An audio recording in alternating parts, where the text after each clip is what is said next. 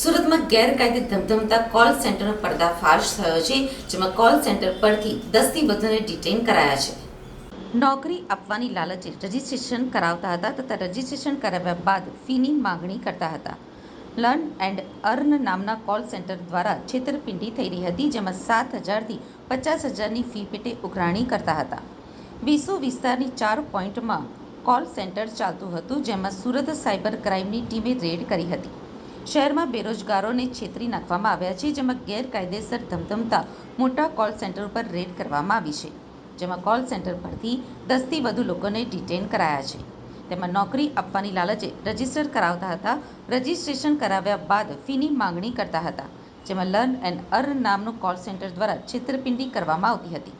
અગાઉ ધ્રાંગધ્રા તાલુકા હીરાપુર ગામની સીમમાં આવેલ ફાર્મ હાઉસમાં ગેરકાયદેસર રીતે ચાલતા કોલ સેન્ટરનો પર્દાફાશ થયો હતો, જેમાં સ્થળ પરથી 2 મહિલા સહિત 4 વ્યક્તિઓને મુદ્દામાલ સાથે ઝડપી પાડ્યા હતા, જ્યારે અન્ય એક શખ્સ હાજર મળી ન આવતા કાયદેસરની કાર્યવાહી હાથ ધરી હતી.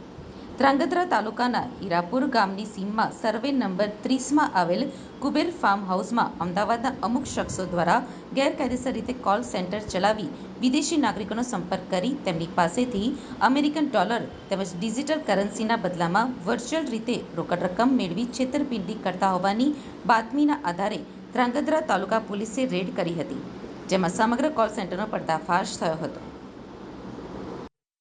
સુરત સાયબર સેલ દ્વારા વેસુમાં 4 પોઈન્ટ કોમ્પ્લેક્સમાંથી ગઈકાલે એક learn and earn TFG service જે એક કોલ સેન્ટર પકડી પાડવામાં આવ્યું છે. આ કોલ સેન્ટરમાં લોકોને જોબની અલગ અલગ કોર્સ શીખવા માટેના ઓફર આપવામાં આવતી હતી અને જે બેરોજગાર લોકો હોય એને જોબના પોર્ટલ ઉપરથી અલગ અલગ એમના ડેટા મેળવી એમની પાસેથી એક રેડીમેડ વિડીયો અને મોકલી અને અંદાજિત 7,000 રૂપિયા જેવા કલેક્ટ કરવામાં આવતા હતા. અને ધીરે ધીરે એ લોકોને એમાં એની ડિજિટલ સિગ્નેચર લેવામાં આવે, એનો ફોટોગ્રાફ્સ બનાવવામાં આવે, એનો ડેટા એનું ફોર્મ બનાવીને એને અમુક 1-2 દિવસ વિડીયો પણ મોકલવામાં આવે. આવી રીતે એક આ ચીટિંગનું ચાલતું હતું. પછી જો 7,000 રૂપિયા મેળવ્યા પછી પણ એમને ન થાય તો આગળ એમને ગ્રાહક સુરક્ષામાં અને એની અલગ અલગ સાઇટ ઉપરની ખોટા ફોટા મોકલી 44,000 રૂપિયા જેટલું બીજા એમની પાસે વધુ માંગવામાં આવતા હતા કે જો આ નહીં આપવામાં આવે તો તમારી પાસેથી લીગલ એક્શન લેવામાં આવશે. એમ ગ્રાહક સુરક્ષાની સાઇટ ઉપર જઈ અને એક આખું એનું ફોર્મ જનરેટ કરે, એની ડિજિટલ સિગ્નેચર, એનું ફોર્મ પહેલેથી હોય તો એ બધું સાથે અપલોડ કરી અને એમને બ્લેકમેલિંગ કરી અને એમની પાસેથી પૈસા વસૂલવામાં આવતા હતા. આ કોલ સેન્ટર અંદાજિત 1.5 વર્ષ જેવા અંદાજથી આ લોકો ચલાવતા હતા. આમની વિરુદ્ધમાં અગાઉમાં પણ 2017માં એક કેસ થયેલો હતો. આ જે કોમ્પ્લેક્સ છે એમાં મુખ્ય અભય આત્મારામ શારદાની દુકાન હતી. આ દુકાનમાં 2017માં CID ક્રાઇમ દ્વારા પણ રેડ કરવામાં આવી હતી. અભયની સાથે એક પ્રવીણ સુરેન્દ્રસિંહ, કિરણ મોહનભાઈ પટેલ અને મુકેશ ઓમપ્રકાશ તંબાકુવાળા 4 જણા ભેગા મળી અને આ ચલાવતા હતા. લર્ન અને અર્ન છે એટલે જે આ ટ્રેનિંગ ઇન્સ્ટિટ્યૂટ ખોલવામાં આવી હતી એના પ્રોપરાઇટર પ્રવીણ સુરેન્દ્રસિંહ હતા અને એને અભયે પોતાને ત્યાં રેન્ટ એગ્રીમેન્ટ કરીને ભાડે આપેલું હતું. અભય વિરુદ્ધ અગાઉ ગુનો દાખલ થયેલો હતો એટલે એ આ બાબતથી એમાંથી માહિતગાર હતો અને આ લોકો સાથે મળી અને આ 1.5 વર્ષથી હતા.